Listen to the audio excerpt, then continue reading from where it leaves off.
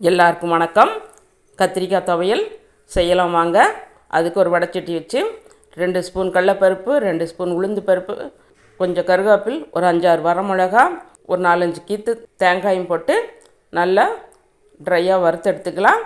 ஒரு வடைச்சட்டி வச்சு எண்ணெய் ஊற்றி நம்ம கழுவி கட் பண்ணி வச்ச தக்காளி, கத்திரிக்காய், ஒரு பெரிய வெங்காயம், தேவையான அளவு புளி, தேவையான உப்பு போட்டு நல்லா வதக்கி எடுத்து சிம்மில் ஒரு 2 நிமிஷம் மூடி வச்சு எடுத்துக்கலாம்.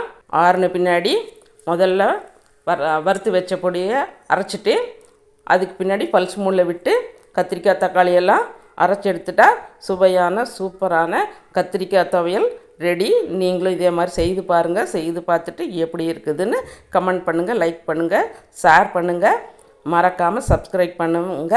கடைசியில் ஒரு தாளிப்பு கொடுத்துட்டா இன்னும் சூப்பராக இருக்கும். இட்லி, தோசை, சுடு சாப்பாட்டுக்கெல்லாம் சூப்பராக இருக்கும். வாழ்க வளத்துடன், நலத்துடன்.